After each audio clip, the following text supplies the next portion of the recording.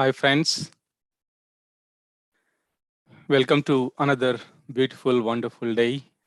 Thank you for joining the session. Good to see some of the old friends and new faces.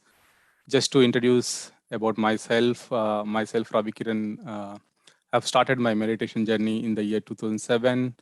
I learned meditation through my friend, then now my wife, Prana. I was alcoholic, a chain smoker.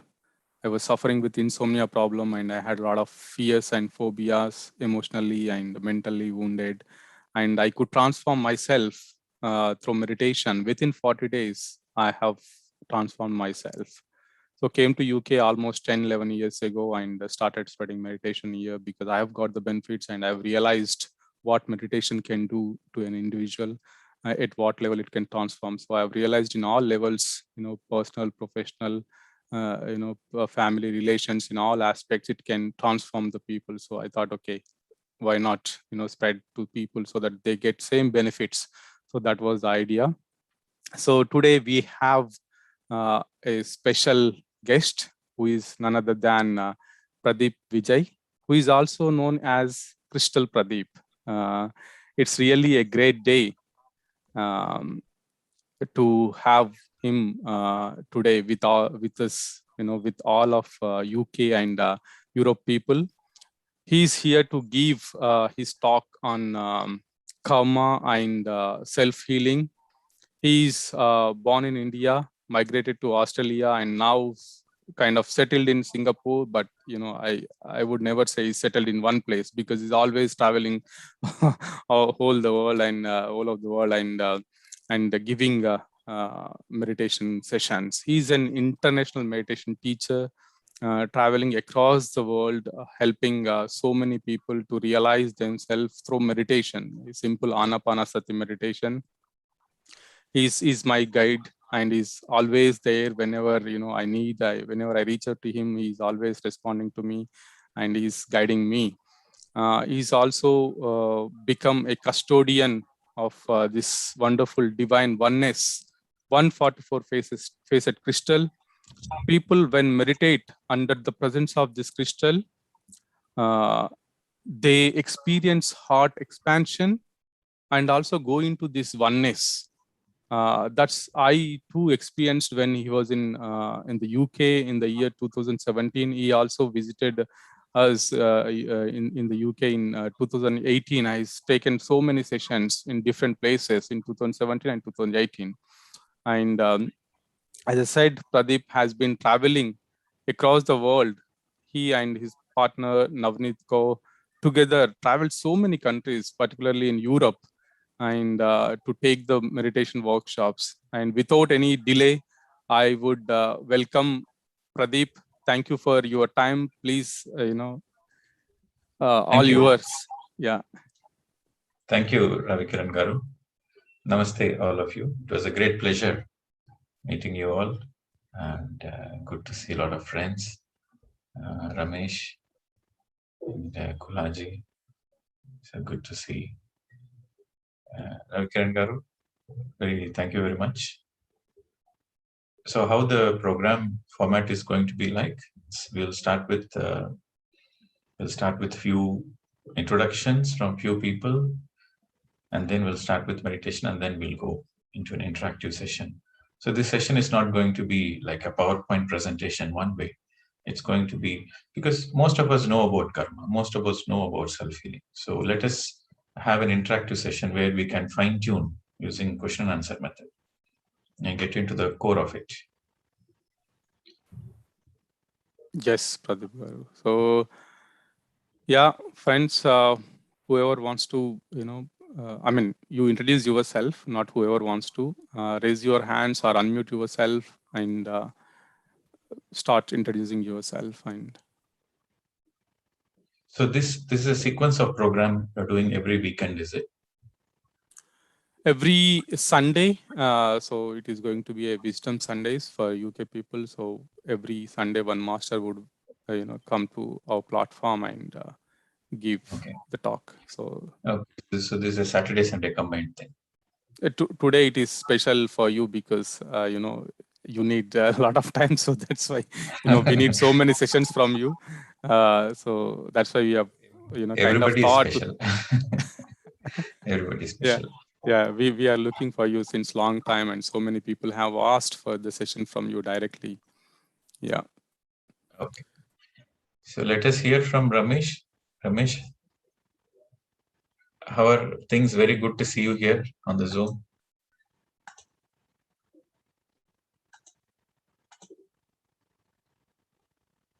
You are on the mute, Ramesh.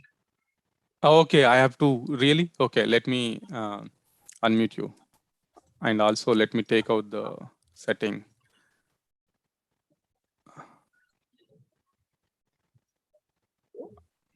Madhu.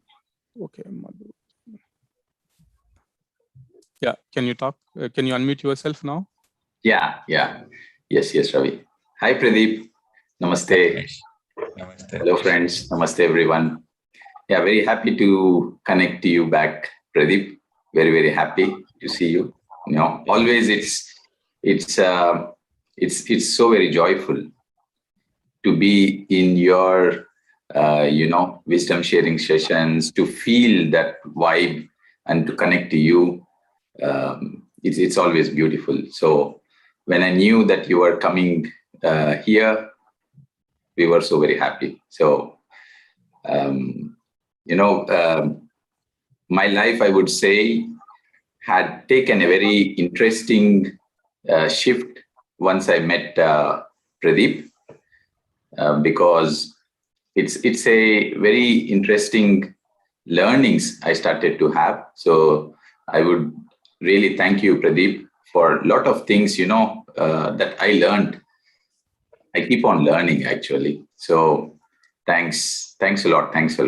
Thanks again and again and again. And friends, my journey into meditation had started thanks to my father, who had met Patriji, and then his life had changed. All his health issues, which he was suffering all through his life, just cured in a couple of months of meditation. And then later he started teaching everyone.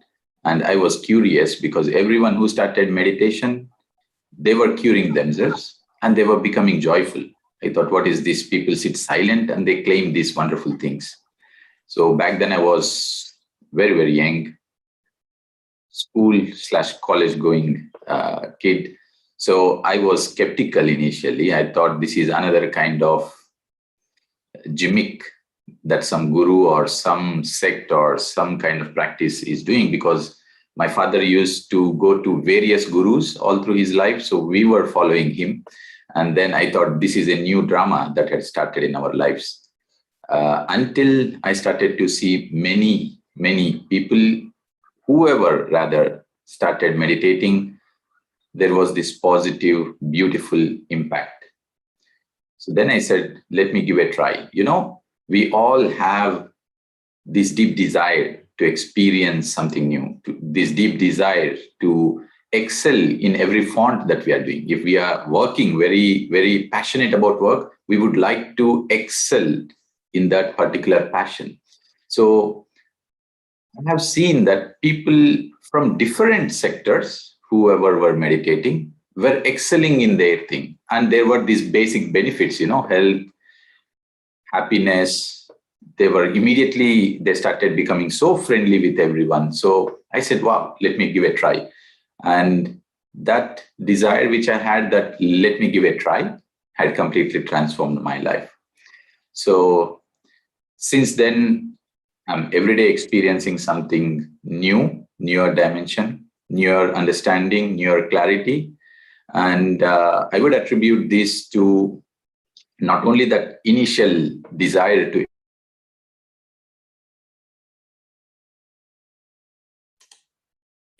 but also to various other things that were happening in this journey. One was reading books, the other was sharing experiences and hearing everyone's experiences, and the other is also connecting to beautiful friends. And the family kept on growing. And then as the family kept on growing, I would say my inner clarity also started to flourish and become more and more joyful. So today again, I'm very curious. I'm very joyful to be here with all of you and to hear to Master Pradeep. So thanks a lot, Pradeep. Thank you. Thank you, everyone. Thank you, Ravi. Thank you, Ramesh. Always a great joy to see your friends on the Zoom, especially you being a very good friend. And I remember we started this Zoom session organized by you in the Beam. That was the first time full-length workshop we did on the Zoom platform for the first time. So I think the topic is this almost similar, right? Karma, pre-birth planning, and all the things. So, so it will be helpful if you can paste that link of what we did in this group so that people can refer to that video, because we have extensively spoken about it. If you can do that, that will be great, Ramesh. Thank you. Because this session will be more of a question answer session. Right? In the previous session we did with the Beam meditation, so that's a presentation, PowerPoint presentation. So for the people, that link will be a good link to have some understanding of it. Thank you. And yes, so what we will do is, before we go into this interactive session, first let us begin the session with meditation. Okay, so crystal meditation. So what is crystal meditation? It's very simple. You are meditating, connecting to the energy of the crystal. It's crystal meditation. So when you're meditating with the presence of a pyramid, it's pyramid meditation. When you're meditating in nature, connecting to the nature energies, it is nature meditation. When you're meditating, sitting in a group, it is a group meditation. So similarly, when you're meditating, connecting with the energy of the crystal, it is a crystal meditation. So what is this crystal? So this is a very special crystal gifted to me by the Intergalactic Federation in the year 2014. And they gifted me this crystal so that this crystal can take me around the world and I can teach meditation. So I use the crystal only for meditation. But right now we are connected on the Zoom. So virtually also you can connect with the same energy of the crystal. It's exactly the same, because we are all energy beings. We connect energetically. So let me share the screen of the crystal which was gifted to me.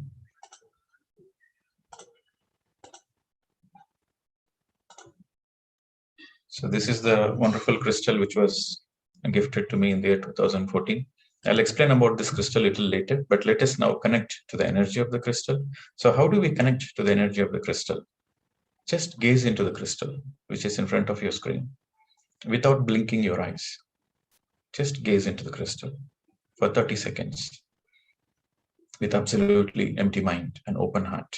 Just gaze into the crystal without any doubts, simply connecting to the energy of the crystal. You don't need to understand what the crystal is. You don't need to understand anything about it. Just gaze into it and feel the energy of it for 30 seconds, friends.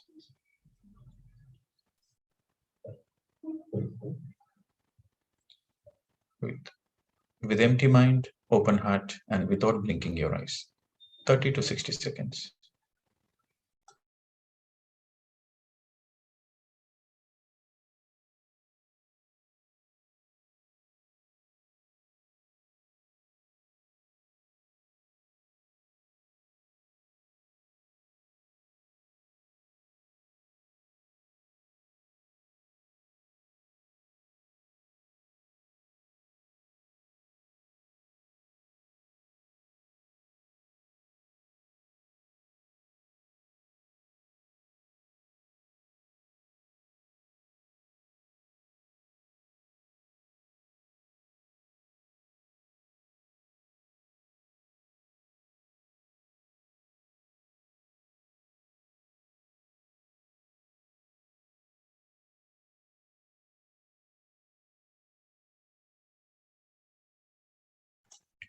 Now gently close your eyes. Forget everything about the crystal. Just be with your natural breath. The crystal will do its job. And our job is to be with our own breath, to empty the mind. The kingdom of God is within. So the crystal, we are the crystal inside us. So that we realize through meditation. And this external crystal has come to remind us the inner potential, the inner beauty, the inner crystalline nature of our own self. Clasping the hands, crossing your feet, sitting comfortable, closing your eyes, and just be with your breath. For 40 minutes, let us enjoy the meditation, group meditation, crystal meditation for 40 minutes. Please don't open your eyes, come what may. Only 40 minutes. Absolutely no thoughts whatsoever.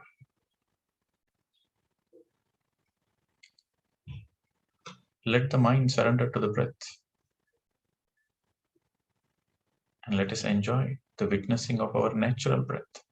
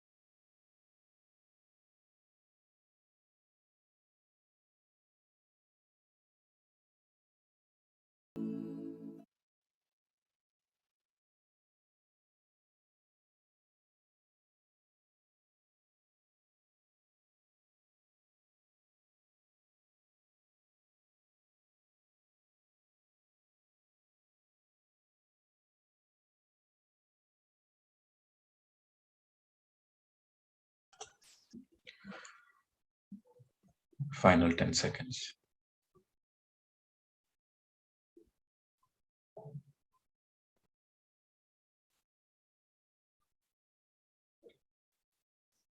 Gently place your hands on your eyes.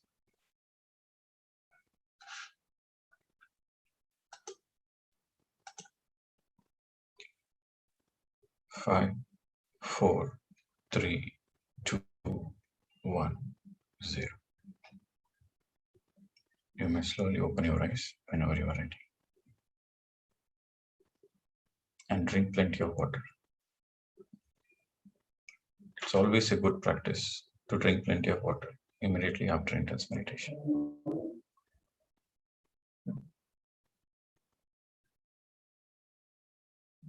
So we have done 1 hour of crystal meditation. Drink plenty of water.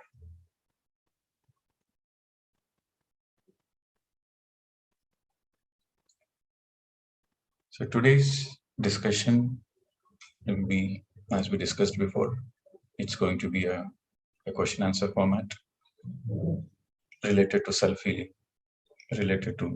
self-healing, meditation, and karma, and fundamentally how to live a happy life. So let our discussion be based on this.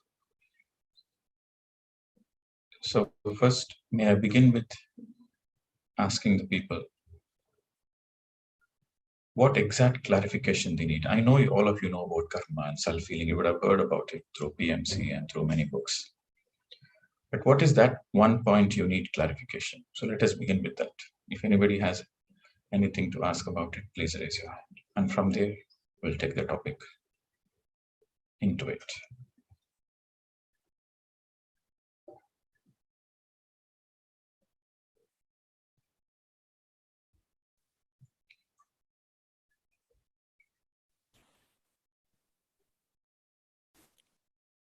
Yes, friends, you can raise your hands and you can unmute yourself. And yeah, Ritesh. Good morning, Pradeep and Ravi. It's Beam here from Manchester.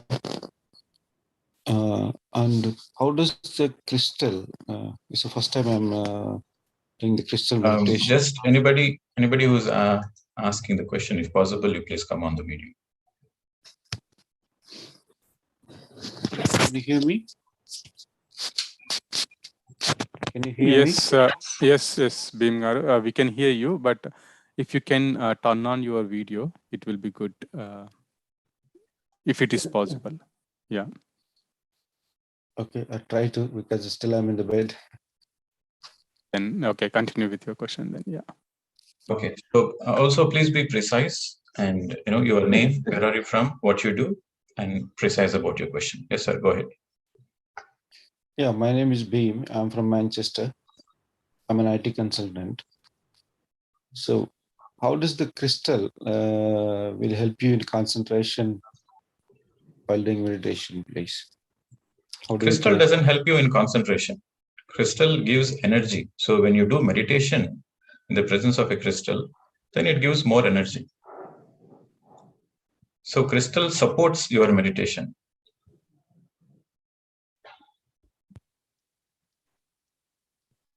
Okay, thank you.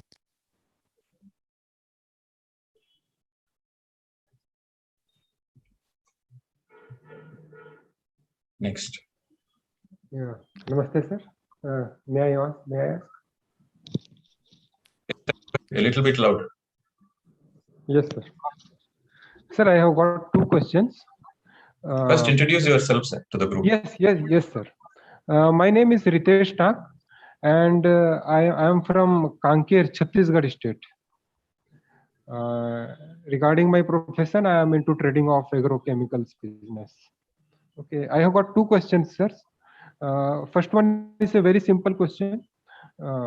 At the end of the meditation, we have to keep our these fingers on our eyes. But I have heard some masters, they ask to keep the palm in our eyes.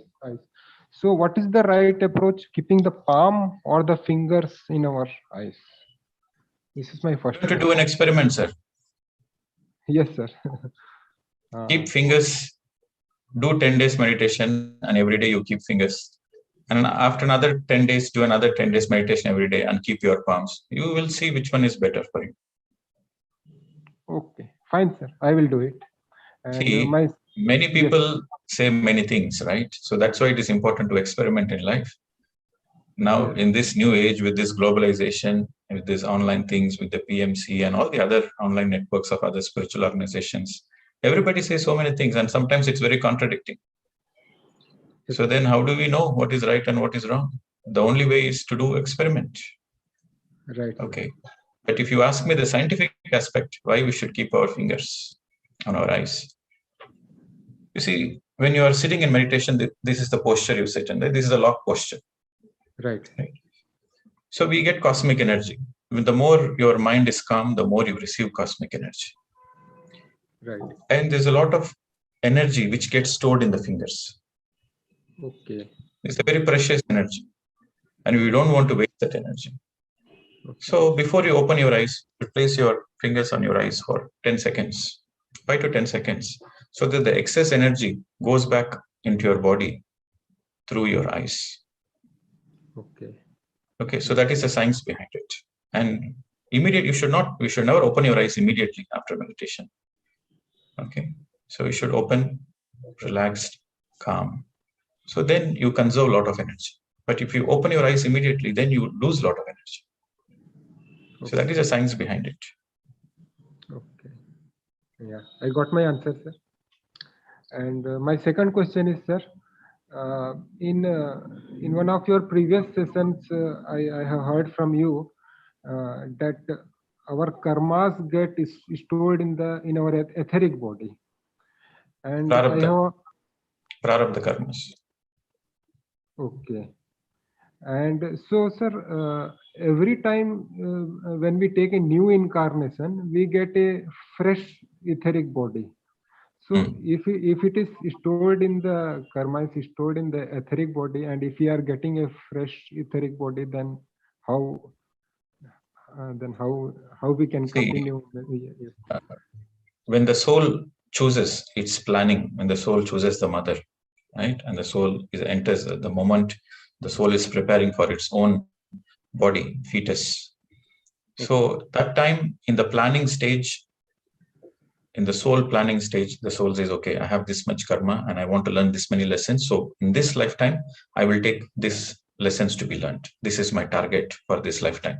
I want to learn these lifetimes. So lessons means karma. Karma is a tool to learn the lessons. Karma is not a punishment. Okay, so that is very clear. So depending on the karma, you plan your current lifetime. So that karma, so you have a big portion of karma in your soul. Right? In your soul account, in your karmic account, there is a reservoir, but you bring a small portion for this lifetime. Okay, because that karma is accumulated from many lifetimes.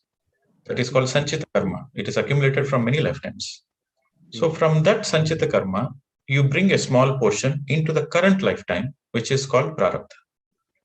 So in the soul planning, you plan, okay, I'm going to bring this much amount of karma to learn this much amount of lessons.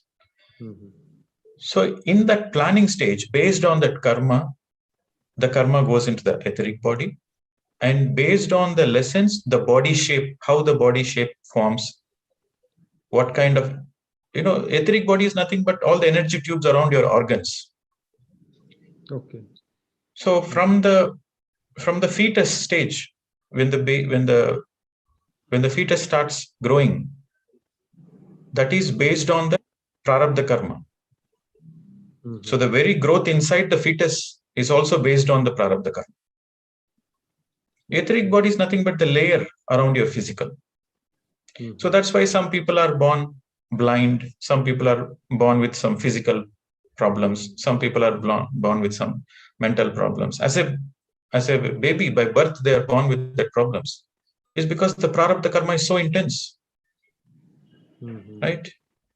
So everything is based on karma, and the execution of the karma into the physical is through the etheric. Okay. And how it is exactly stored, it is like, field of information. Just imagine your etheric body is surrounding your physical. Every organ has an etheric layer, and that is nothing but a field of information. Okay. Right? So this karmic information is there. And so accordingly, your life journey takes shape. From your physical body, the shape of the physical body, the health of your physical body, and also what kind of people you will attract and how you are going to react to certain kind of situations. So everything is in that energy layer, in the etheric layer. That field of information is in the energy layer. Okay. I got it, sir. Yeah. Thank you. Thank you so much. Yes.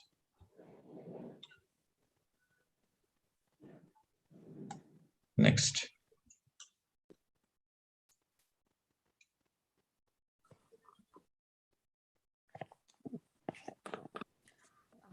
Namaste, sir. I'm Priya. I'm from Manchester, UK, and I work as IT consultant. I got a question related to self-healing. I'm in this meditation journey for almost like now 2 years now. So we normally know, okay, if you sit in meditation, the self-healing normally does whatever the issues that we got in physical body. The self-healing happens automatically, and it normally cures. And it has happened to me. But sometimes, if at all we didn't get time to sit in meditation, sit some time, or if that half an hour in the morning is not enough to heal any issue. Example, I'm getting this pain from this left side of my face, from here, and it affects the ears and the left side of the face, and it is been there for almost a month now, sir. But how this will I do sit in meditation like every day morning, like half an hour, and most of the time in the evening as well, half an hour. And the whatever the activities I do, and I just think like, okay, is this right? What are the righteous activities that I am doing? How I can Come to withdraw? the point, madam. Come to the point. Come to the core. You should Yes, asking sir. a question is an art. You should simplify it and put it precisely, straight to the Yes, point. sir. Yeah, how we can heal this type of issues, sir? Self-healing. Any kind of issues.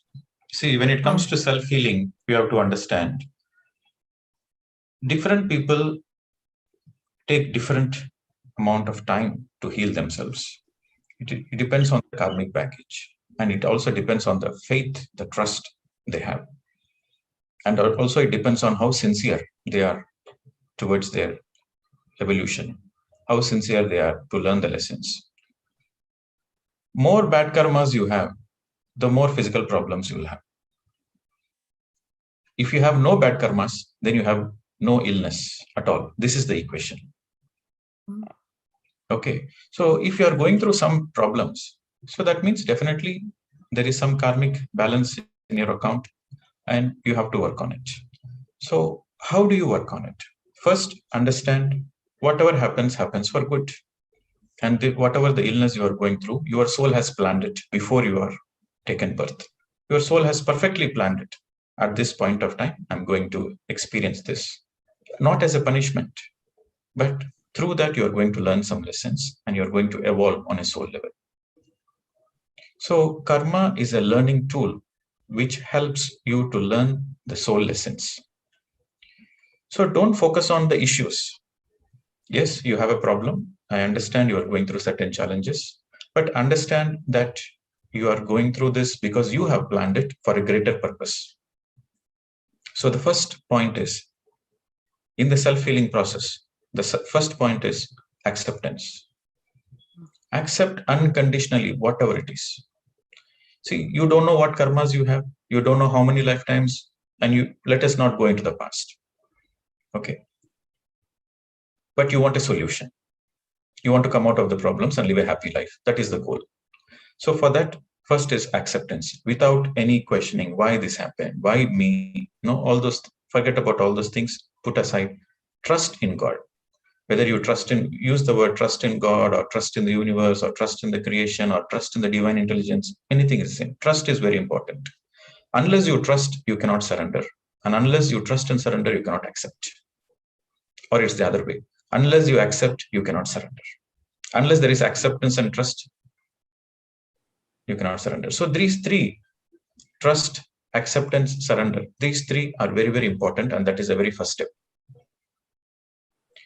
Accepting all is well and everything happens for good, number one. And then you surrender to the self-healing process. What is the self-healing process? There are 3 stages in the self-healing process. Stage number 1 is identifying what is the root cause of it. And number 2, once you identify the problem, 50% of the problem is already solved. Many people suffer because they don't know what is the problem. But once you identify the problem, 50% is already solved. So the second stage is processing it, to working on it, executing it, fixing it, doing the right things. So that is the second thing. And the third is integration. Integration means whatever the lessons you have learned through that identification and processing stage, you have to put it in your life, in your day-to-day life. You have to integrate it as part of your life. Whatever the lesson you learned, you have to make it as part of your life. That is integration. So in the self-healing process, there are 3 stages: identifying, processing, and integration.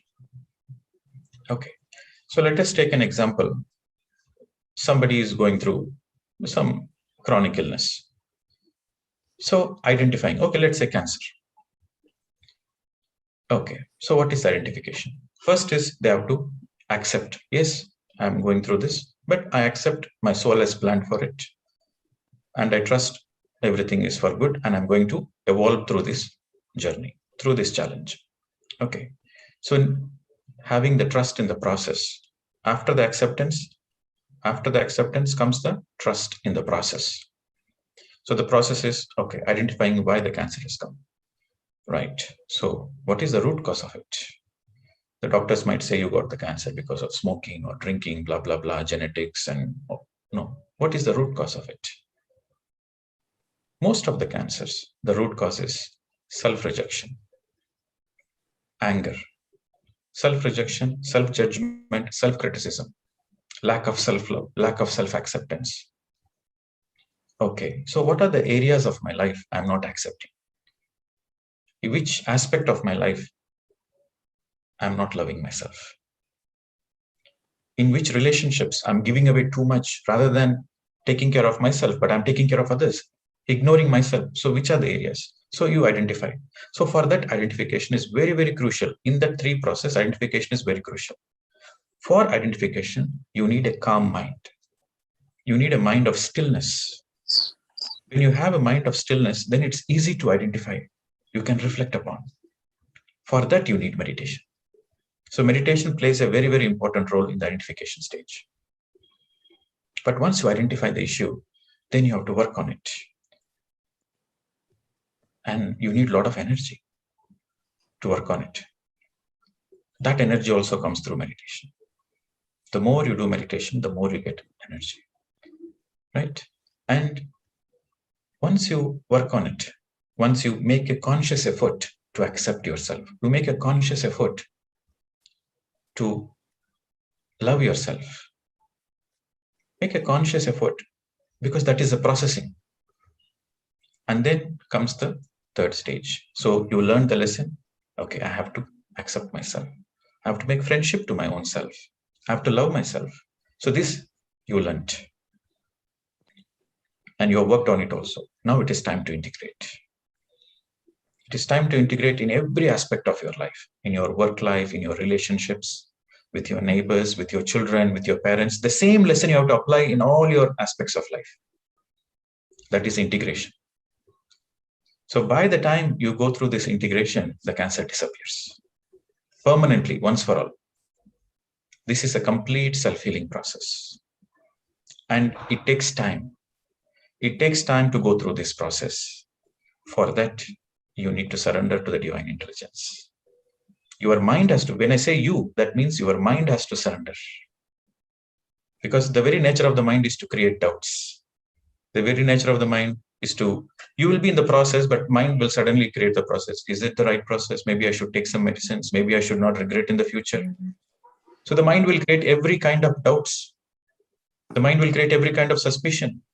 So whenever you have the doubts and suspicion, you should let your mind surrender to the divine intelligence. I said, hey, stupid mind, you don't know anything. I trust in God. So it takes time, patience, and understanding of the bigger picture of what is self-healing. So once again, I repeat, self-healing process goes through 3 stages. 1, acceptance. Number 2, trusting the process. Number 3, surrender to the divine intelligence or surrender to God. These are the 3 stages. Again, in the 3 stages, in the second stage, processing stage, again, there are 3 steps. Identifying the problem, processing it, and then integration. So for this, meditation is very, very important. Without meditation, it is not possible. If you want permanent healing, yes, you can go to some healers, you can go to some therapists, you can go to some gifted people where they give you some quick fix solutions. You might feel better for a shorter period of time, but the problem will come back with a greater intensity. That is not healing. That is postponement of your problem. So meditation is the way. Not only meditation, along with meditation, you have to be aware of the entire process. You see, integration, especially when you want to integrate in the lesson you learned in every aspect of life, you need a lot of awareness, right? So how will you get this awareness? By doing meditation, by reading the right spiritual books, and by having satsang, by making friendship with other positive people, with others who have healed themselves, by making friendship with the people who are always positive. So when you're in the satsang, then the mind is naturally surrendered. Okay, so these are the 3 things you should do. And finally, the most important, the final point, because it's a karmic based. Every illness is a karmic based. Every illness is a karmic based. So you want to come out of it quickly. You want to go through this process. You want to hasten the process. You want to speeden up the self-healing process. Then the best, along with meditation, the best is do more good karmas. Because the more you do good karmas, the more faster you heal, the more faster you neutralize your karmas. Okay, after you learn the lesson, you are out of the karmic loop, but still the residue is there. The karmic residue is there. See, learning the lesson is one aspect of karma. But to completely neutralize the karma, you have to settle the accounts. See, you have done something bad to another person. Yes, you learn the lesson not to do bad. That is fine. You learn the lesson, so you're out of the loop. You're out of the karmic loop. You no more do the same mistake again and again. When you no more doing the same mistake again and again, then you're out of the karmic loop. But you already hurt somebody.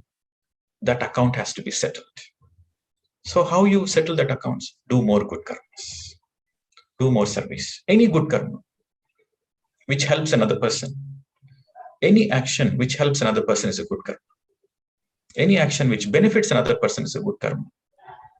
So along with meditation, along with acceptance, along with trusting the process, along with integrating the lessons, along with surrendering to the divine, do more good karmas. Then you speeden up the self-healing process. And that's how you gracefully come out of the beautiful experience. And that experience empowers you.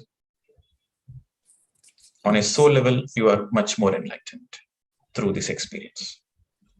Okay, sir. Thank you. Thank you, sir. Thank you. Yes, madam. Next.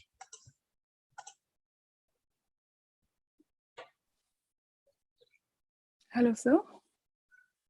Yes. Am I audible?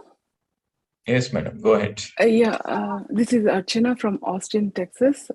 Please don't mind if I'm talking a little bit slowly because it's like 2 a.m. in the night.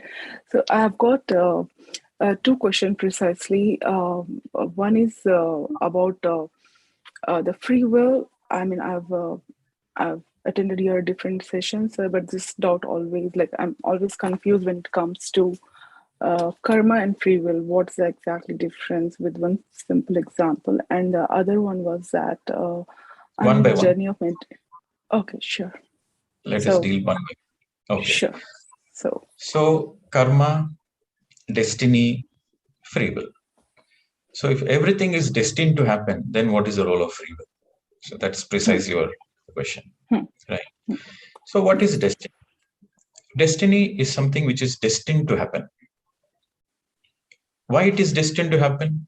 Because we have put that in motion because of our past actions.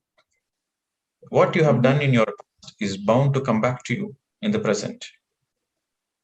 That is law of karma. So that is the destiny, because it is destined to happen. So your destiny is based on your actions in the past, what we call precisely as karma. Okay. Now, is it necessary that everybody has to go through this suffering and this destiny, or does the people have choice? Then comes the beautiful aspect of spirituality. Law of karma exists. It is a universal law. It is a divine law. Whether you like it or not, whether you believe it or not, it exists. In the equal force, in the equal tempo, the free will also exists. Free will is nothing but your ability to act upon your challenges. But don't think you have the free will to do what you want to do. You have a free will within the limits of your karma. What is free will? Free will means your ability to choose certain things, make choices. You can use your willpower to choose. I want to do this. I don't want to do this. I want this. So that is your ability to have certain choices is your free will.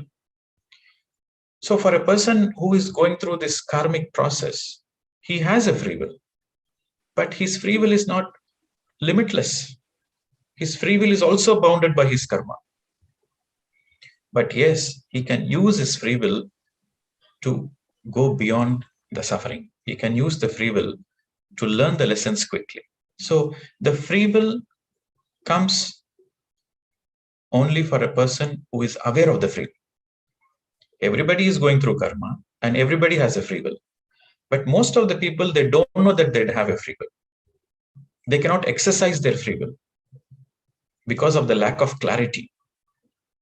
When you don't have clarity in life, you cannot exercise free will. So clarity plays a very, very important role.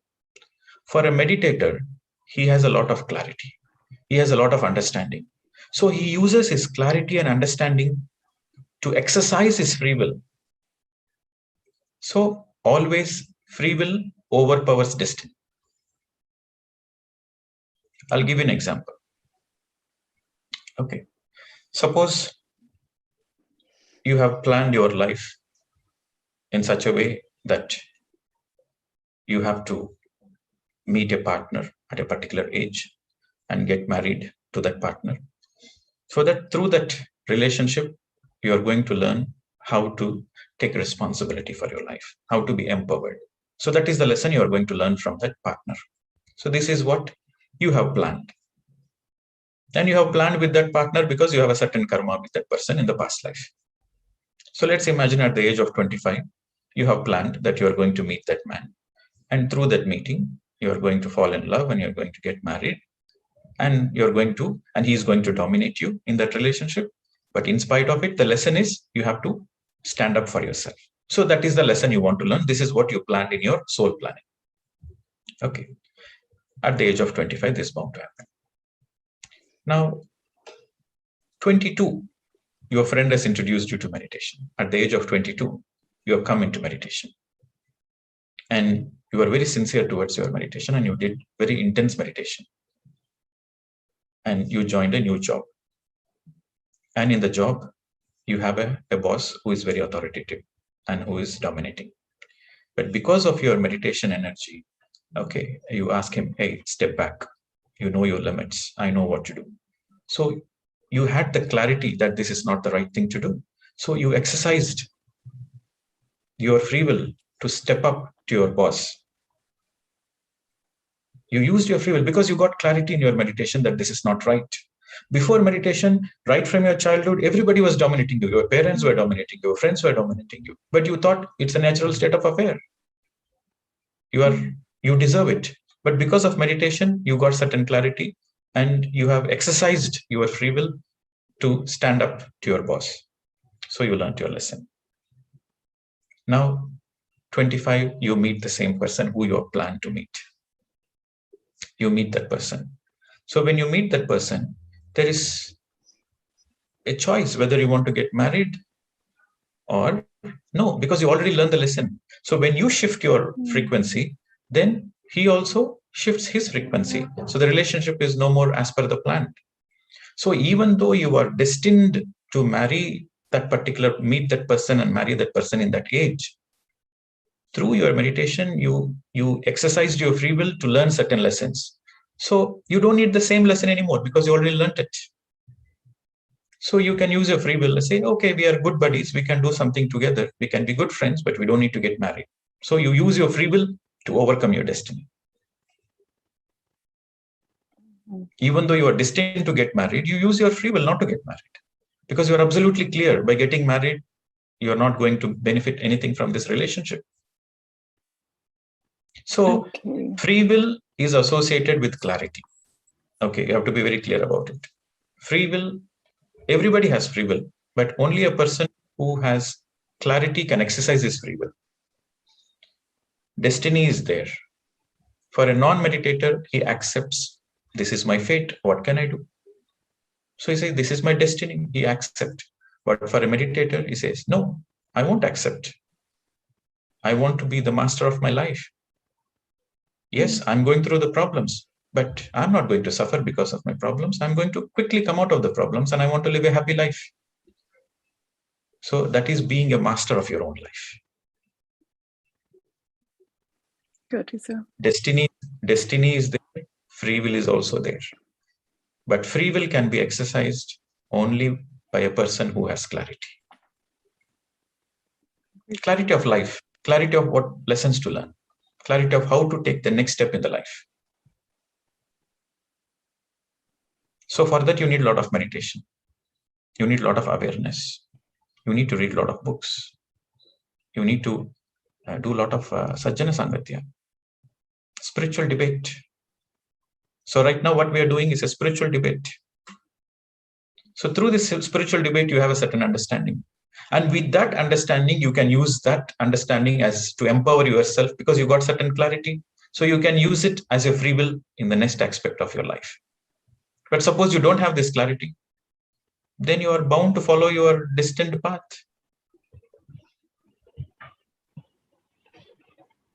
So isn't the result of this free will, whatever decision I'm taking, isn't the result of this free will again a destiny which was supposed to happen to me?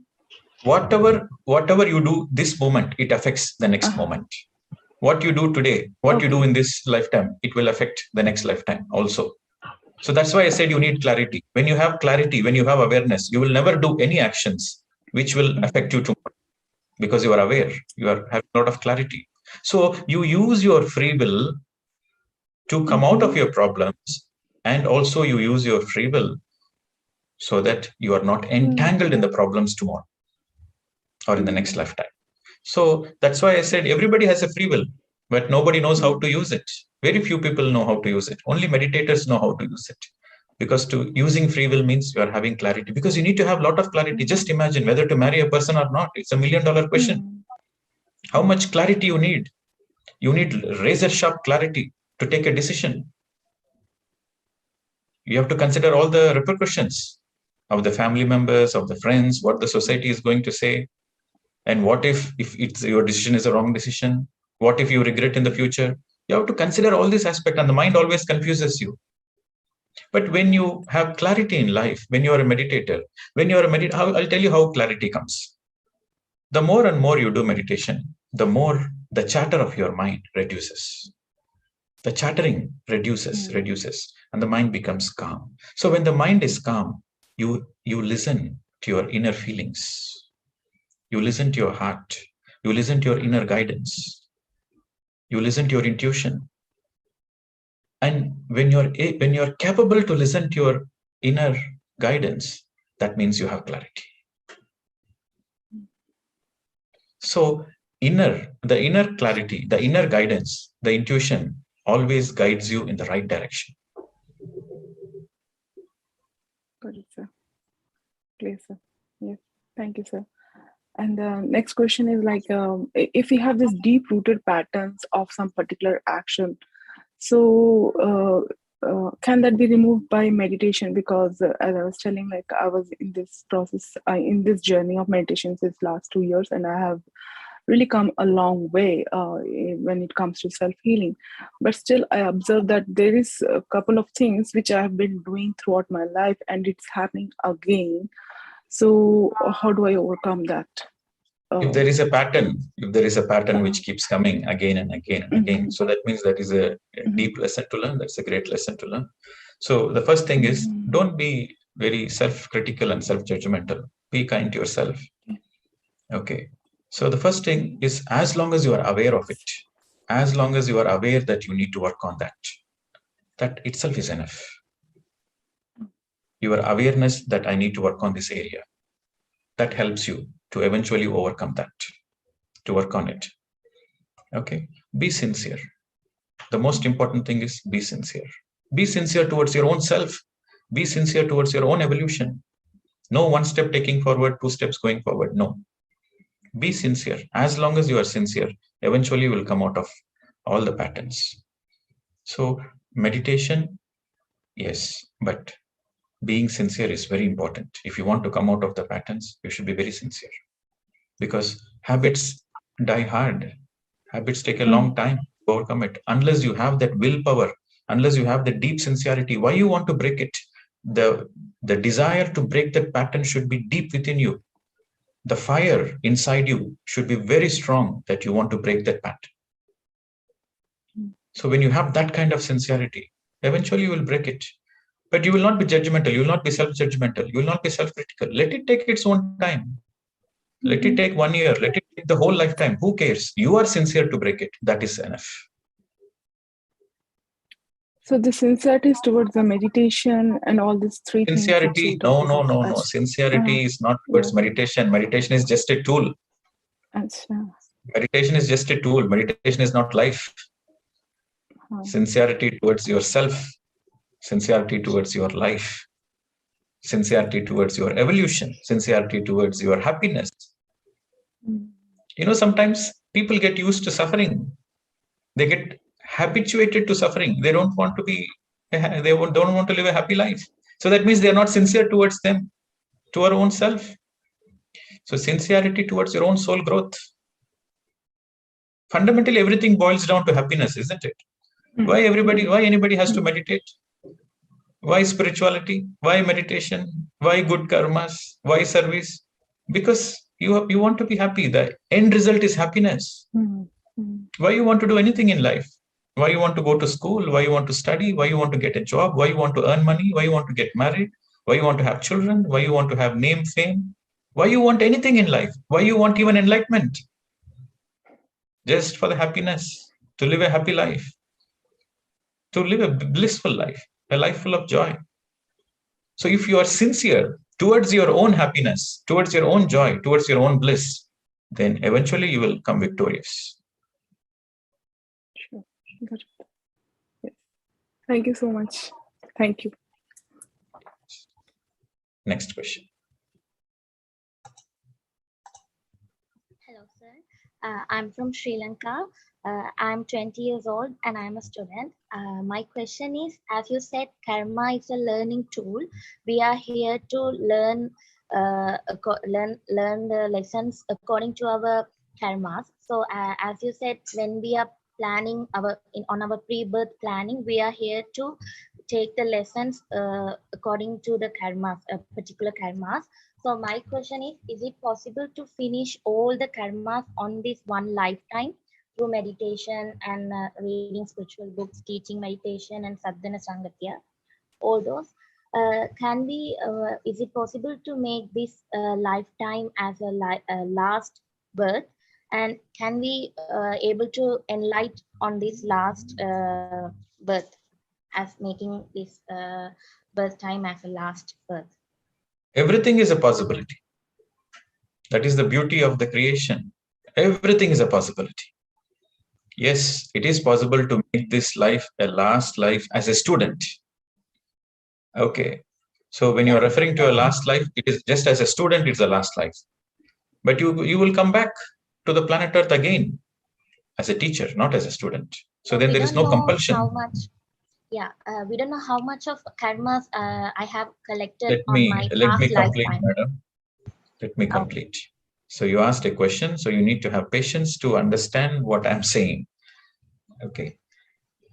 First, it is possible to finish off all your karmas in one lifetime, provided you are really sincere about it. Okay. As you said, by doing more meditation, by reading more books, by doing more sajjana sangatya, and most importantly, by doing more service. It is possible to finish off all the karmas in one lifetime. But for that, you need a greater determination. You need to be really sincere. But the possibility is there. Number one. And you don't need to worry about how much karma you have, how much baggage you have, in what lifetime, what you did. You don't need to go through all those things. You don't need to dig your past baggage. The most important is focus on this moment. Are you happy this moment? Then you are free of karmic baggage. Are you healthy? Are you healthy physically, emotionally, psychologically? Are you celebrating your life? Then you are free of all the karmas. That is the indication. And don't think this life will be the last life. As a student, yes, you would have finished, but you will come back, because what you learned, you have to teach. So you will come back again and again as a teacher. So when you come back as a teacher, you are no more entangled with karma, but out of your own joy, you come, because it gives you great joy to teach what you learned. Unless you teach what you learned, unless you teach your enlightenment, unless you share your enlightenment journey, there is no way of exiting the cycle of birth and death. So that is very important. You need to understand. Yes, thank you so much. Yeah. Next.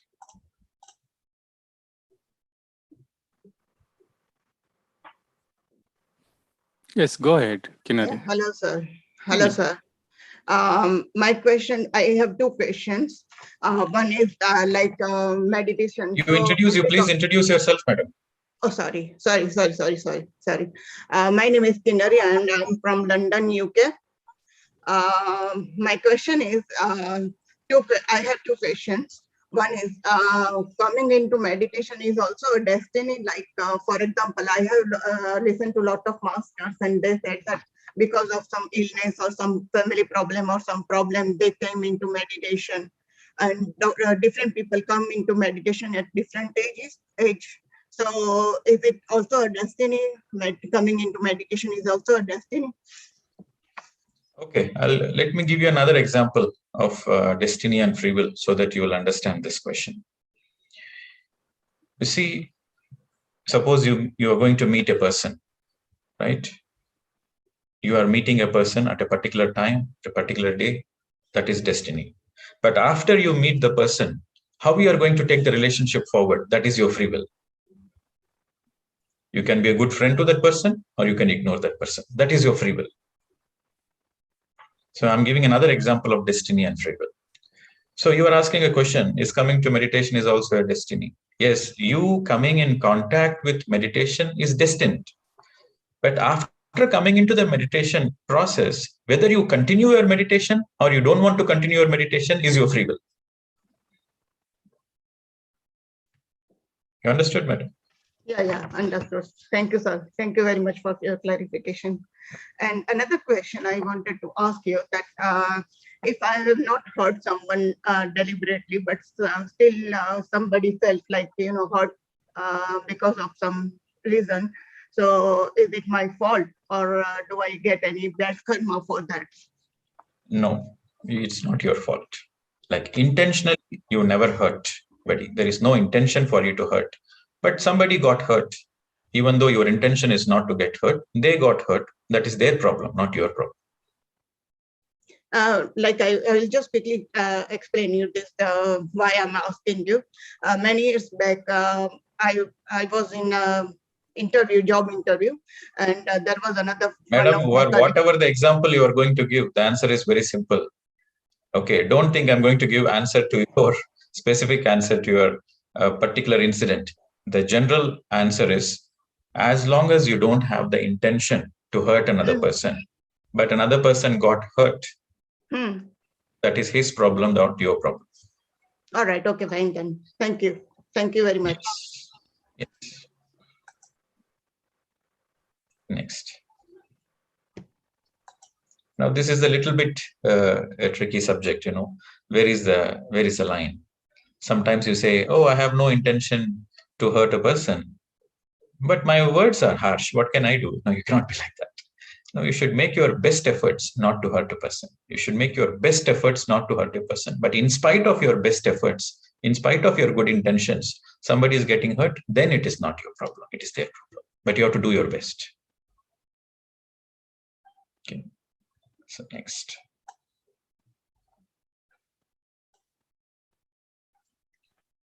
Hi, Pradeep ji. Yes, I'm madam. Mallika from Birmingham. Today morning I had a wonderful meditation. This is the first time I attended our meditation. Thank you very much for that. And my question is, you have explained to heal the chronic disease, we have to find the root cause. No, you don't need to find. You don't need to find the root cause. You will identify. I use the word identification, not finding. So identification happens when your mind is still.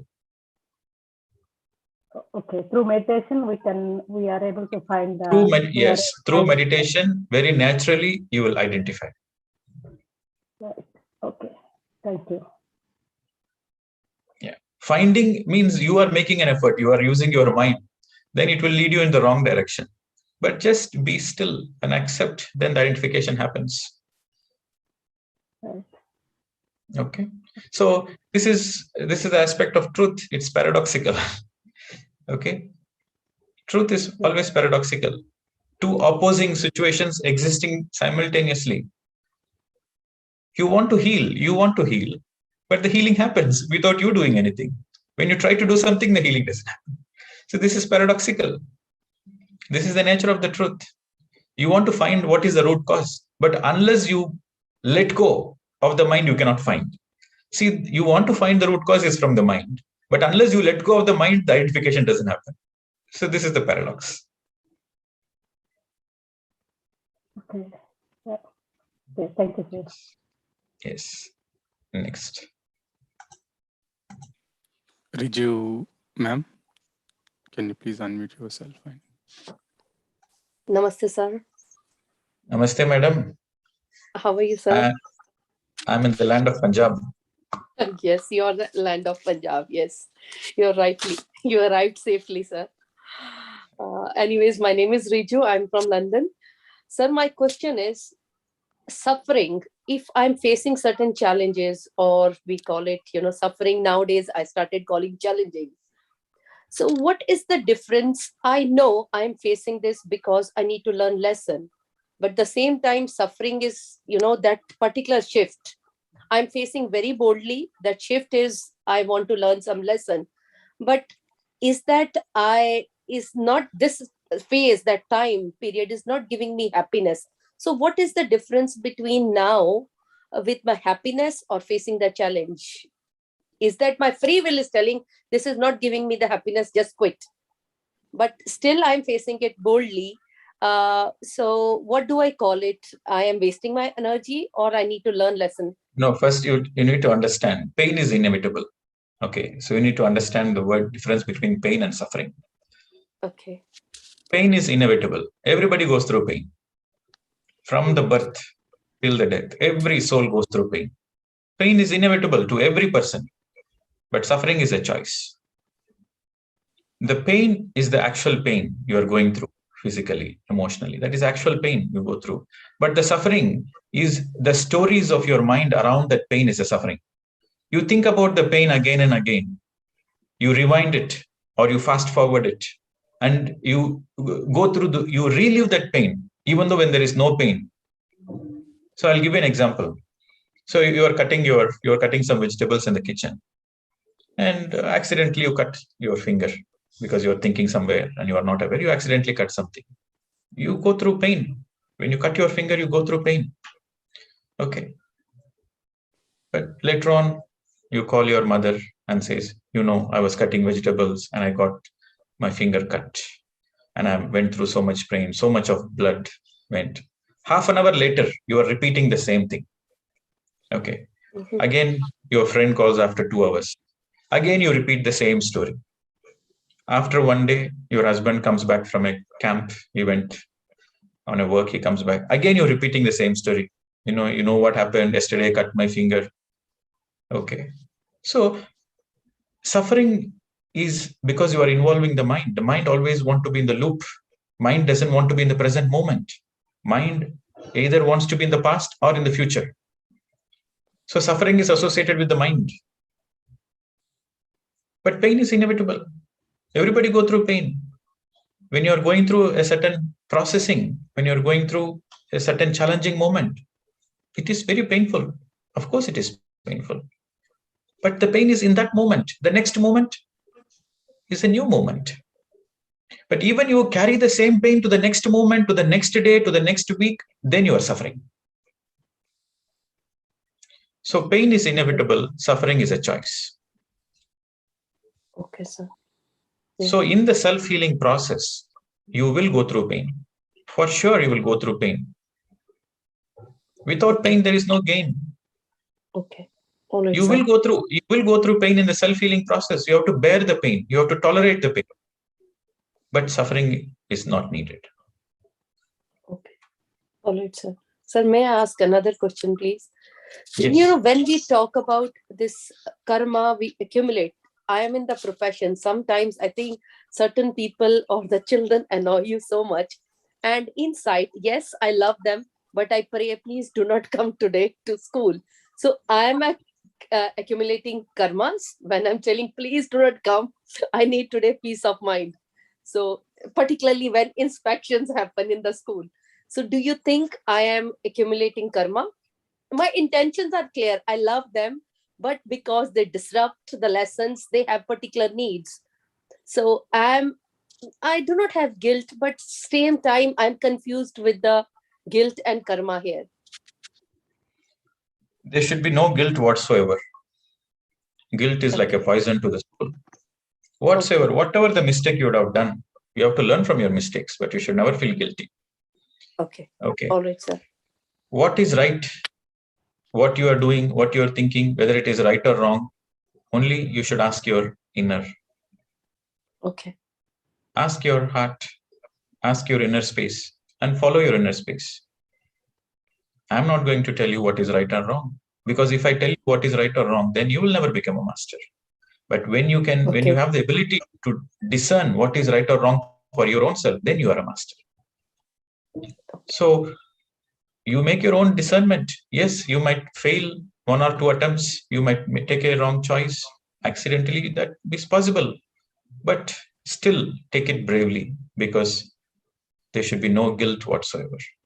Even though you would have taken some decision, and if that decision goes wrong, so what? You learn from the mistakes. So when you have the ability to learn from your mistakes, then there is no place for the guilt. Okay. And sir, what is the difference between tolerance and patience?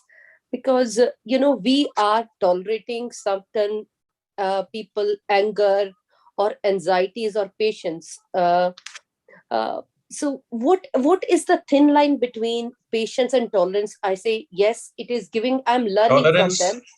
Patience towards your own self, tolerance towards others. Okay. All right. You are patient for your own self. You are tolerant for others. And do we need to accept tolerance, whatever people are doing? That is called acceptance. That is spirituality. Whatever they're doing. See, the word tolerance is a little bit, but it gives a negative flavor, So I would not like to use the word tolerance. I would rather use the word adjust. Okay. Adjust. All right. So you know the other person is not a good person. You know the other person is troubling you. Knowing that, you just adjust. You adjust with that person. So when you have the ability to adjust, then you are by default tolerant. Okay. All right, sir. Okay. Okay. You adjust because that is the nature of life. That is the Right. nature of life. Everybody is different. In your own hand, the 5 fingers are not the same hand. The 5 fingers are not the same. In your own family, your family members are not the same. True. So then how can you expect another person to understand you? So that is the very nature of life. So knowing that the other person is not understanding you, knowing that the other person is not good to you, you just adjust. So if you have the word adjustment, the very word adjust, if this is there in everybody's life, then all the marriages will be beautiful. All the relationships will be beautiful. The marriage fails because of the lack of adjustment. The relationship fails because of no adjustment. So as long as there is adjustment, just you adjust. You know the trouble exists. You know the problem exists, but you adjust. So as long as you have the quality of adjusting, then you become a good friend to everybody. Then naturally you are a tolerant person. You are a peaceful person. Thank you. Thank you so much, sir. It's a beautiful word. I'll always remember. Thank you, sir. Thank you very much. Yes, madam. Thank you. Convey my regards. Balrajji is around Sure. you. Sure, sir. Sure. Yes. Next question. Indira, can you please start your video and also unmute yourself? Namaste, Pradeep Garu. I'm Indira. I'm a GP, professionally working in Birmingham. Thank you so much. So far, it is wonderful, and a lot of questions are answered. Like you are giving like a tablets, if I can say, like a spiritual tablets, which are answering and which are very straightforward. Thank you very much. Gratitude. I just want you to elaborate on integration. When you mentioned about soul healing, you said you have to put that in all the relationships and with yourself and your parents and all the relations. So can you elaborate on that? And Basically, I've got one more. Yeah, one thing at a time. So basically, integration means whatever the lesson you learned, you are implementing it. See, learning the lesson is one aspect, and implementing is another aspect. Okay, so I'll tell you an example. For example, you learn the lesson not to cheat others. Okay, for example, you learn the lesson not to cheat others, and when it comes to money aspect, not to cheat others. So you learn that lesson. For example, you've gone through a challenge and you learn that lesson. So now how the integration happens. Now you learn not to cheat others financially, but you have to, integration means that lesson of not cheating has to be integrated in your day-to-day life. It may not be financial, but it can be other aspects also. Cheating in terms of trust in relationships. Okay, in all the aspects, the cheating has to be integrated. There should be no cheating whatsoever. That means you have to be more authentic. You have to be more transparent. So if you're not cheating, that means you're authentic. You are transparent. You are honest. So that has to be integrated in every aspect of your life. Not only in relationships, in every aspect of your life, but your relationship reflect your life. So that means the lesson is integrated. So learning the lesson is one aspect. Integrating means you are applying that. You are applying that lesson in every field of your life, in every aspect of your life, in every relationship of your life. Then that becomes your own quality. Then it is integrated. You learn the lesson from one person, but you are applying that lesson to every single person in your life. So that becomes your quality. So that is integration. When whatever the lesson you learn, when that becomes your very own quality, that means it is fully integrated.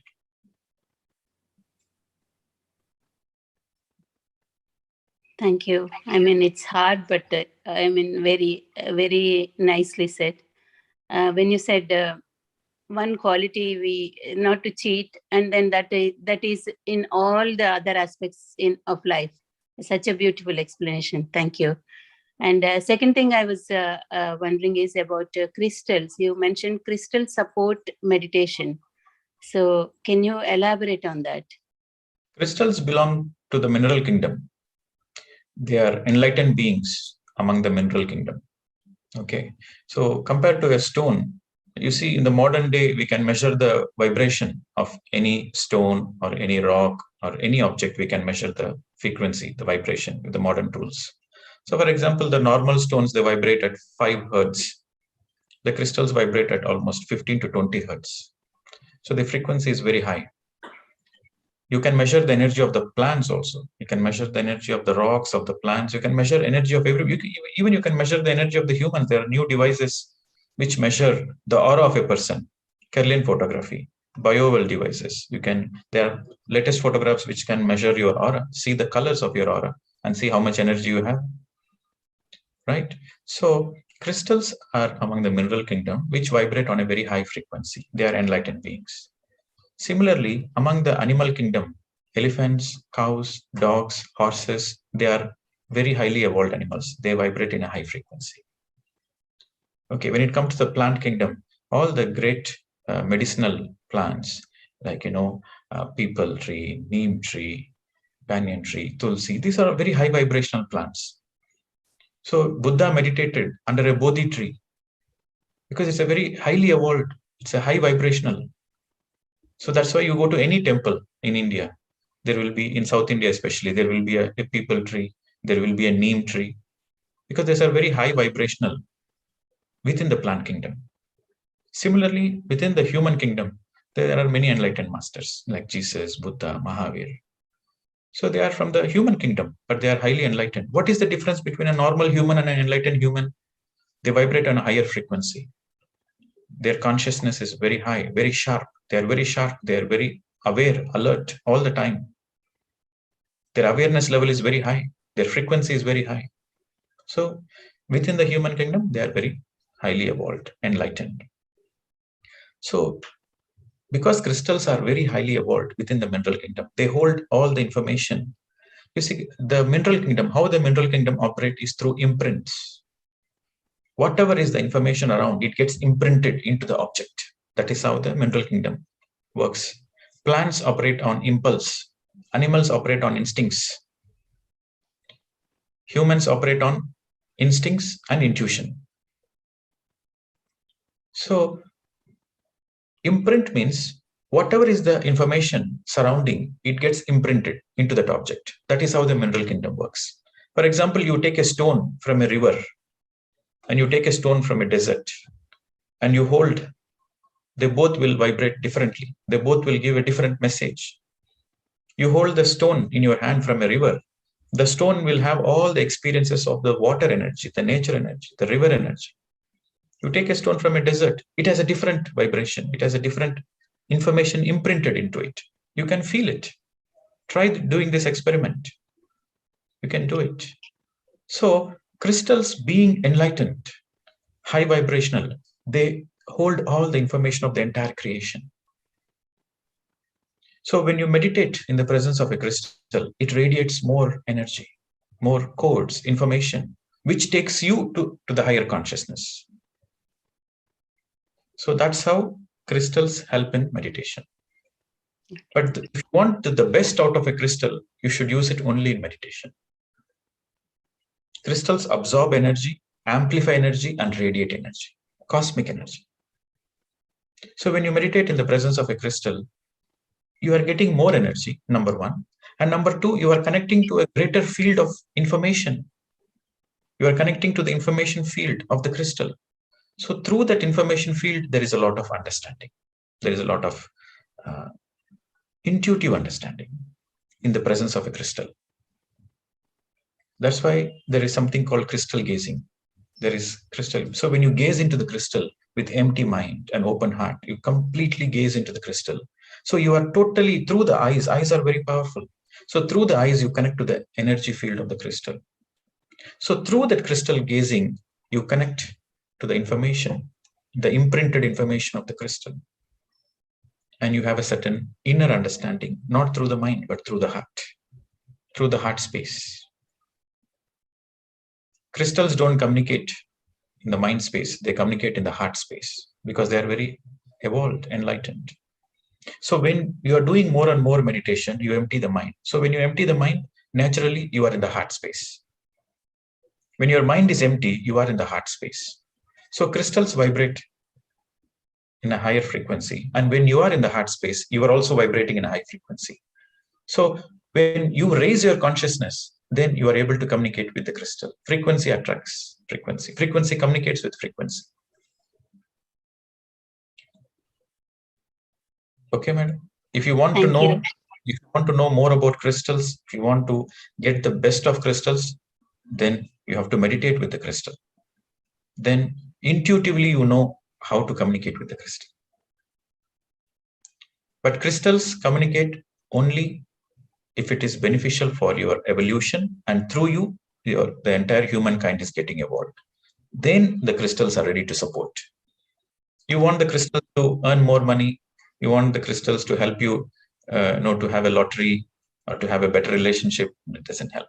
If you want a better relationship, then you need to have clarity in life. Then only you will have a better relationship. But crystals help you for your understanding, for your evolution, soul evolution. But people use the crystals for all the other reasons. It is like crystals do help, but it's a very small help. The greatest help the crystal can do is in meditation. So it's always a good practice to meditate inside a pyramid or in the nature or with the group energies or with the full moon energies, crystal energies. Crystals are tools, amazing tools. Crystals are amazing tools which will help you in the enlightenment process. But the final thing is you are a crystal inside you. So you should not give away your power. Oh, the crystal is a great thing outside. No. Gazing into the crystal, you remember that you yourself are a crystal. So crystals remind you that you are a crystal yourself. You are as pure as that. You are as transparent as that. You are as multidimensional as that. You have forgotten. So the crystals are a reminder to the humanity of their divine potential.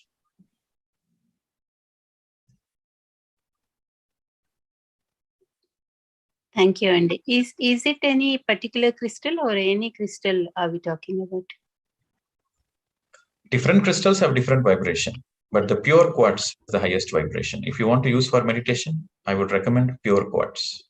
Pure quartz has the highest vibration to take you into the higher space of your own consciousness. But all crystals are good. But if you ask me my own choice, pure quartz. Sorry, one more question. Is it pure quartz? Is it spatikam in Telugu? Yes. Thank you very much. Thank you. Yes, madam.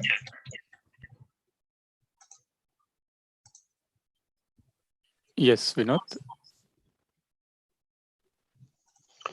Thank you for the opportunity, and thank you, Pradeep Master, for gracing us on this session. Lots of valuable knowledge coming through. So I'm Vinod. I live in Milton Keynes, UK. I'm an IT professional. So my question today is building on what you said earlier. You said we will have to come back to Earth to teach what we've learned from an enlightenment perspective. My question is more around why Earth. Earth, I understand it's more of a. I see that as a massive training infrastructure, lesson learning place. Now, you leave the Earth learning lessons, come back and teach. And what next after that? What is the sort of next thing after Earth? That's the question, Pradeep sir. Okay. Thank you. See, as a student, you learn some lessons, but as a teacher, you learn greater lessons. So you will come back as a teacher to learn greater lessons. Okay. So the student has his own lessons. The teacher also has his own lessons to learn. Okay. But your question is precisely what after the syllabus of a student and teacher, all the syllabus has finished. What next? So you become a co-creator. There are 3 departments in the other dimension. Like let's say the school is finished. Now you go to the college. Okay, you become a co-creator. So there are 3 departments. The first department is administration department. The second is the research department. The third is teaching department. Okay, administration, research, and teaching. So once you become a co-creator, you can choose any of these 3 departments. And all the 3 departments are equally same. There is no hierarchy. Okay, what is administration? Administration is a department which takes care of landing, taking off the souls, taking birth or the death process. Yamadharmaraja's role, administration. Okay, I'm just giving an analogy. I'm just giving an example of administration, of how certain aspects has to be there. You need a certain administration, right? So for a small country to run, you need such great administration, or else the country will be in chaos. So similarly, for the whole of the planet Earth to function, there is a great administrative team which is invisible. All the Saptarishis are taking care of the administrative affairs of the whole of the planet Earth. So that is administration. Research team is a team which constantly researches on new aspects of life. They are infusing new species, new plants, new animals, new birds, new species across. See, once you become a co-creator, then you are no more focusing on the Earth, you are focusing on the entire creation. There are billions and billions of stars. There are billions and billions of life forms.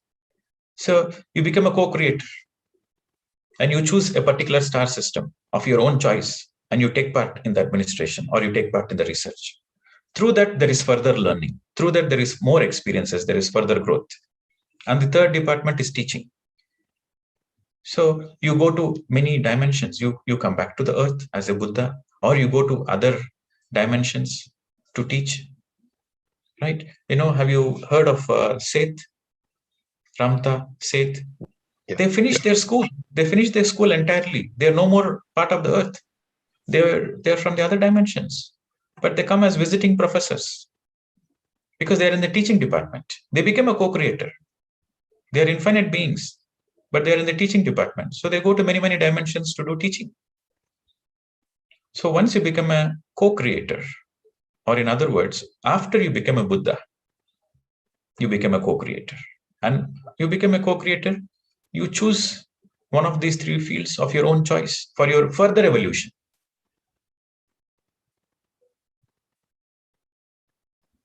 That's very helpful. Thank you for that. And just a quick clarification on that is in lots of books it is said that the universe is ever expanding, and I think what you said completely it's a bit of a corroboration to what I've read already. It feels like when you're co-creating, that is taking into assumption that the principle is that the universe is always expanding and finding out new things and all always that. It's always in the motion. It's always infinite expansion. There is no end. Where there is no beginning and where there is no end. See, your soul has not begun on the Earth. The soul has begun somewhere else, and there is no beginning and there is no end. It's an eternal journey. That is the beauty. That is the beauty of the entire creation. So that is the law of infinity. That is also a spiritual law of infinity. The possibilities are infinite. Everything is infinite. Thank you very much, Pradeep Master. Thank you very much. Thank you. Thank you. Since no one else has raised a hand, but there was a question sent by someone, Pradeep. Can I ask? They couldn't attend the session. Yeah, go ahead. Very good. So in one of your videos in sessions, you said that we should not pray or donate things for our departed family members, and all this makes them stick around the earth as they think they have the obligation to protect us. They cannot leave. So this way we are blocking their progress. At the same time, we are progressing. We are blocking our progress. This is like completely contrary to my belief system, because been doing this Pitra Paksha practices, some rituals. Is there any evidence? And because it's like, it's completely against my belief system, it has broken my belief system. So what makes the statement that you said is true? How do I believe that? And there is follow-up question, but yeah, after this I'll ask. Yeah. First of all, the most important thing is you should never believe anybody. You should never believe anybody's statement. How I came into that conclusion, how I came into that understanding myself is through my inner knowing, through my own meditation, through my inner knowing. I never heard from anybody, but it is my inner knowing through my inner meditation. So I request you not to believe me. You do intense meditation. You open your third eye and you see the truth for your own self. That is the right thing to do if you want to be a master. As a matter of fact, I know what is death. I know what happens after death. So what I spoke is my understanding. So please don't believe me, but I request you to do intense meditation so that you also will have the same understanding, because the truth is the same for anybody.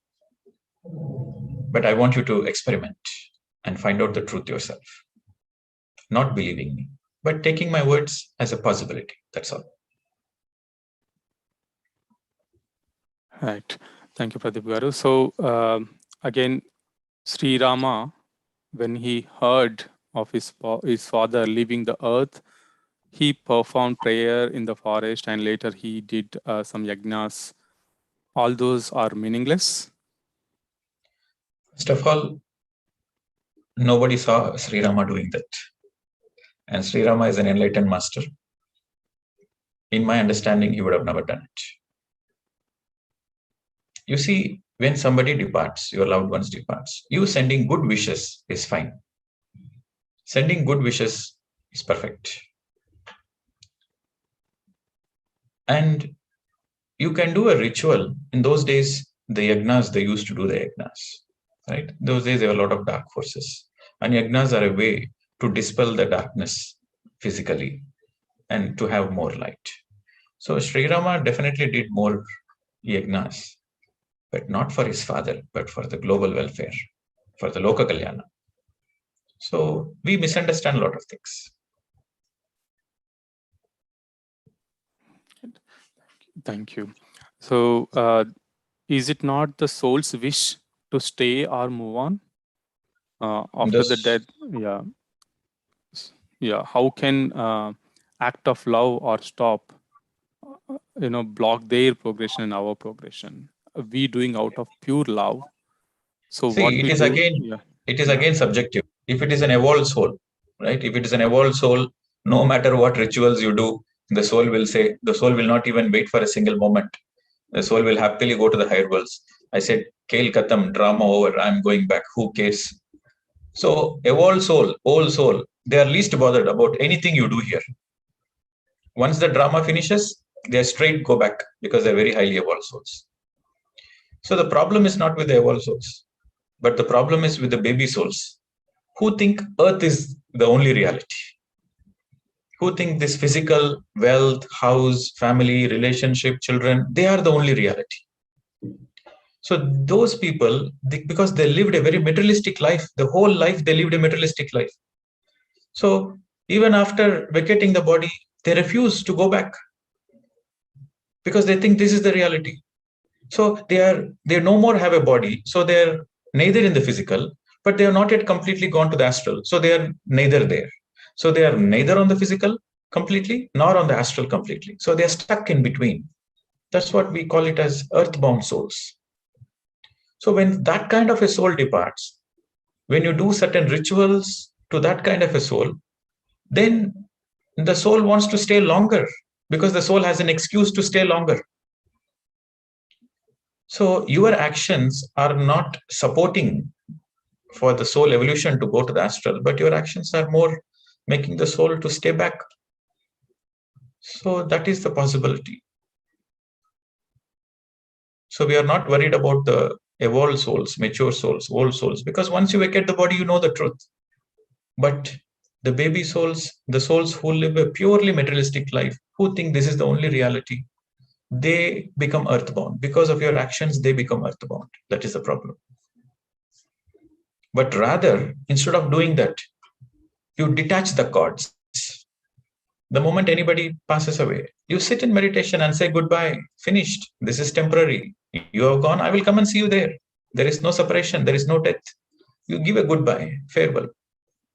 That attitude helps the baby soul to say, oh, okay, so the cords are cut. So maybe I need to travel further in my journey. So that might motivate them to go to the higher planes. So in that context, we should understand that we doing rituals is more harmful than doing good, especially for the departed ones, and especially if the soul is a baby soul. Physically, especially the soul is lived his whole life only purely materialistic, then there is a possibility the soul will become earthbound. Okay, yeah. Next. So next, Indra, can you please turn on your video? Yep. Hello, I'm Indra from London. Hello, Indraji. Namaskar. How are you, Pradeep? It gives me great pleasure to every time I see you, and every time I meet you, I seem to be evolving more and more. It really helps me. And to coming to my question. So happy to see you, sir. Oh, thank you, Pradeep. And my question is, I don't know if it's to do with karma, but anyway, my question is, when you meet somebody for the first time, there are instances when you sort of like them so much, you get so attracted to them and you strike a friendship straight away. And there are also instances when you meet somebody the first time, you even don't like the way they look and you simply hate them and you don't want to know them anymore. I don't know if it's to do with karma, it may not be, but how do you explain that? It's purely karmic. Love at first sight. Love at first sight. Instant attraction at the first sight. Instant hatred at the first sight. This is purely karmic. This is an indication that is 100% karmic. All the love at first sight cases are karmic cases. Instant attraction, instant repulsion, that means it is karmic. Because the energy, the information is stored in the karmic field of this person, and that information is stored on the other person. So when these two energies come, so we are energy beings. So when these two energies come, there is an instant attraction, there is an instant repulsion. So that means they both are bound to meet. They both are bound to meet and go through certain things together. That is what is the soul planning. So when they come together, it is beyond the logic, it is beyond the mind, it is beyond anything, because it's the energy field working in. So that is 100% karmic.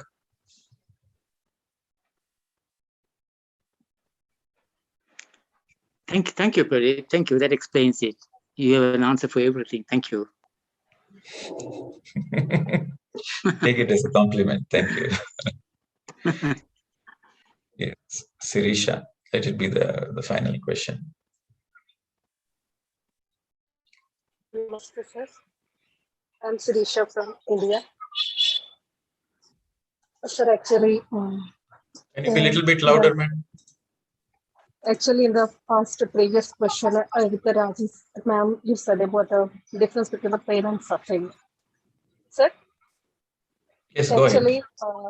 Actually, in my lifetime, actually, I'm 40, but at the age of 20, I lost a baby. After giving the birth, at 4 days, the baby expired. Actually, other than that, I faced so many problems in the life, but from the past 20 years, I'm still carrying that suffering. And so many times I want to get out of that suffering.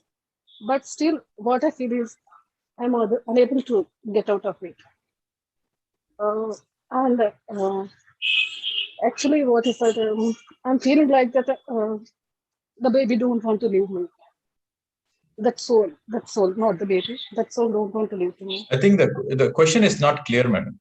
I think you ask this question tomorrow. Be precise in your question. Okay. Okay, so you write down the question and be precise what you want to ask. Get to the point straight. Yeah, tomorrow we have the session at the same time, ma'am. So tomorrow, yeah, Yeah. let's join the session. There There are somebody- questions in the comments. Yes, we'll finish it off with the chat ones today.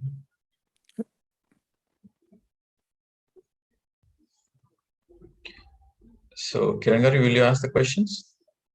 We'll ask. There is one question sent to me personally also. So the question is, Namaste, can you please tell me if I want to change my soul plan, will it be possible in this life? Everything is a possibility. Changing your soul plan, you see, I'll give you an example. You want to build a 3-bedroom house. Okay, you planned for a 3-bedroom house. You put the layout, blueprint, everything. You got the architects to plan for it. And during the execution stage, you built 2 rooms and you felt, okay, 2 is enough. So you can avoid the 3rd room. Something is in the blueprint. You want to execute it or not to execute it. That is your choice. But you plan for a 3-bedroom house. But while executing, you want to build a 6-bedroom house. It's not possible because it's not there in the plan in the first place. So similarly, something should be there in the plan. For example, okay, I will enter meditation in this lifetime. I will practice meditation. In this lifetime, after I practice meditation, I will try to evolve myself. So if that is the planning, then yes, you can execute the planning. You can really come into meditation and then do more service and expand yourself and make it the last lifetime. Or you have a choice not to do anything. Yes, meditation has come in your life, but you ignored meditation and you just carried on in your. That is also a possibility because you use your free will. But if you are a baby soul who have so much of baggage, bad karma, and you want to be an enlightened soul, then it is not possible. How can a crawling baby run for Olympics? See, a mature soul can progress to an old soul. A old soul can progress to an enlightened soul. But a baby soul progressing directly to the enlightened soul without going through the process in between, it's not possible. But having said that, this is a general rule. But exceptions are always there. Every rule has an exception. If you're exceptionally sincere towards your enlightenment process, then that is an exception.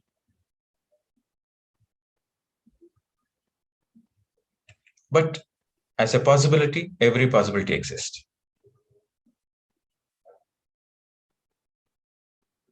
Did I answer the question?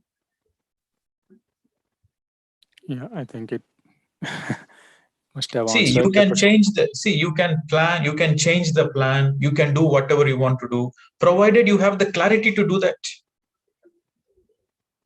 If you don't have the clarity, you don't have the meditation energy, then what can you change? Nothing you can do. You have to simply follow the destiny.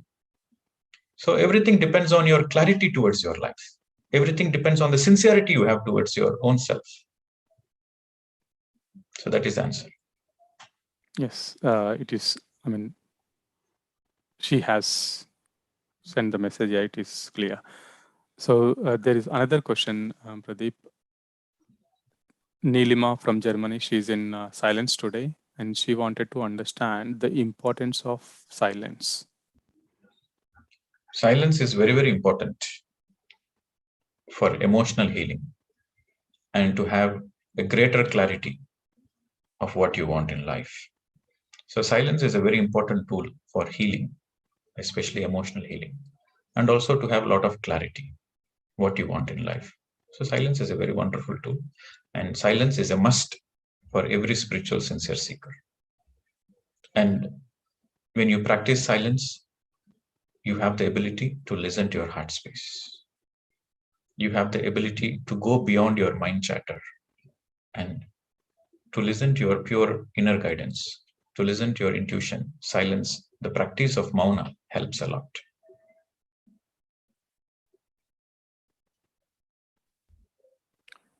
Thank you.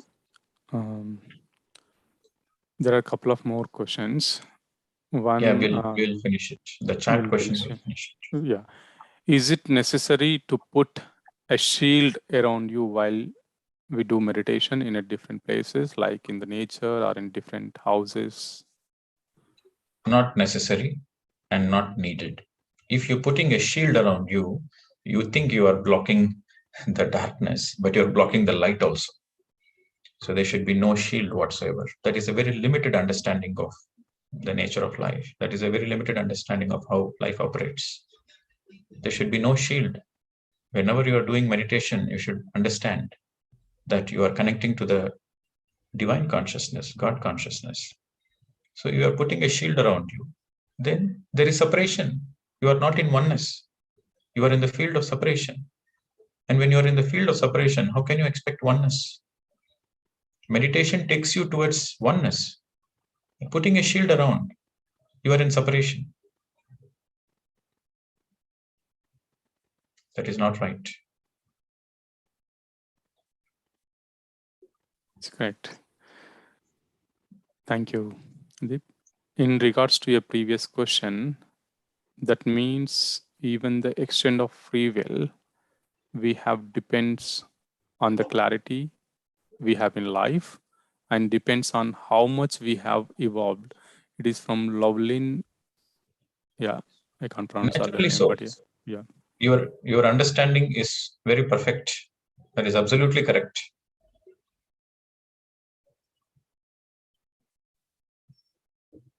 Correct. Thank you. There is one message, Deepa from Bangalore. She's saying she wants to share her experience of 21 days self-transformation program. Is the right platform. You take a call. Yeah, I think it's better we do it tomorrow, ma'am. It's already, we are just 6 minutes away to close the session. Yeah, so there are so many thank you messages. Yes, it was a wonderful in-depth session on free will, destiny, karma, so many suffering, pain. Thank you so much for all your questions. Every question of you, it's really helped every one of us. So every one of us learned a lot in this session. And thank you, Pradeep.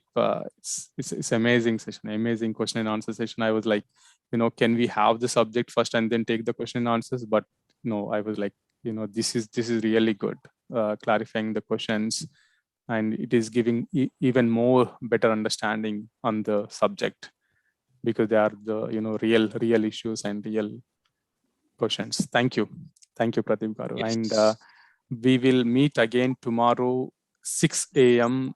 BST, which is UK time, 10:30 a.m. UK time, and 7 a.m. Central European time. So yeah, please do join at 6 a.m. and we will have the meditation and then same question and answer session. And have your questions already, prepare your questions, make it, precise. Thank you. Thank you. Thank you, Ravi Garu, Ravi Ji, and thank you the team, PMC UK team, for organizing this amazing program. It's my pleasure. Thank you very much. Namaste. Thank you so much. Thank you. Bye, everyone. Have a wonderful day. Thank you.